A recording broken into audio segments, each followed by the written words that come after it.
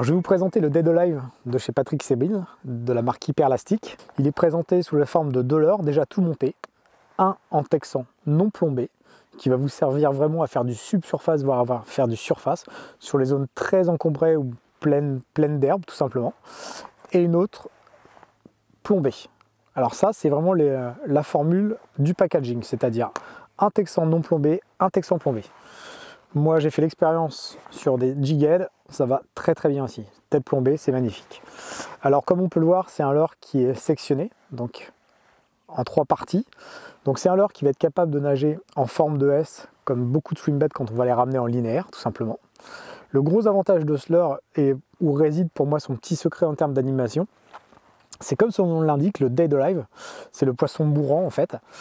On l'anime comme un poisson mort-manié, avec des tout petits coups de sion, qui ont pour effet en fait de faire partir le leurre à gauche ou à droite, et puis en fait en le relaissant tomber, il tombe en feuille morte, et le gros avantage c'est qu'il part vers l'arrière. Donc souvent quand vous avez des poissons suiveurs, et là on a le leurre qui revient vers la gueule du poisson, et en général c'est vraiment ultra efficace. Autre particularité de ce leurre, comme tous les leurres de la gamme Hyperlastic, c'est sa résistance.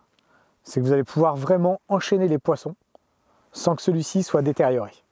Et puis au niveau des couleurs, on a quand même 4-5 coloris qui sont vraiment imitatifs, des choses qu'on va pouvoir retrouver dans la nature, et un coloris un peu plus agressif qui plaît en général au broc.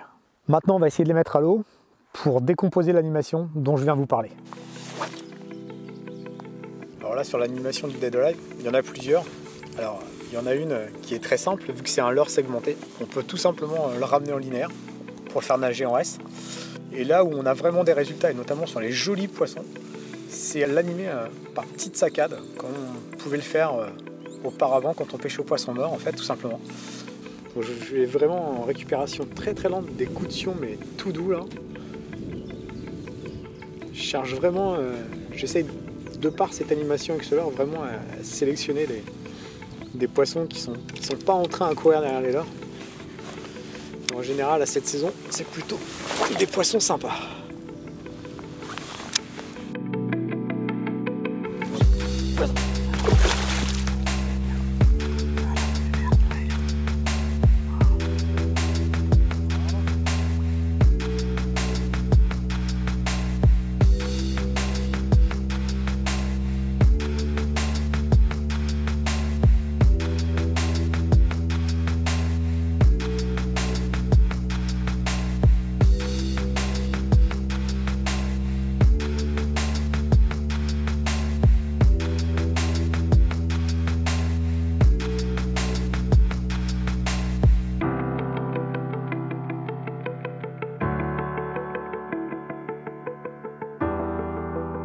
J'espère que je vous ai donné envie d'essayer ce leurre.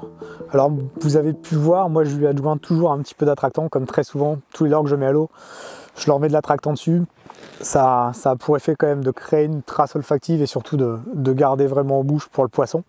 Alors c'est un leurre, comme vous l'avez vu, qui fonctionne super bien sur les brocs. N'hésitez pas à les mettre sur les bars, parce que sur les bars j'ai déjà eu de très beaux résultats. Voilà, donc maintenant je souhaite de bien vous amuser avec ce leurre, et puis comme vous avez pu le voir aussi sur les prises de poissons, c'est vraiment un leurre très résistant qui vous permettra d'enchaîner plusieurs poissons.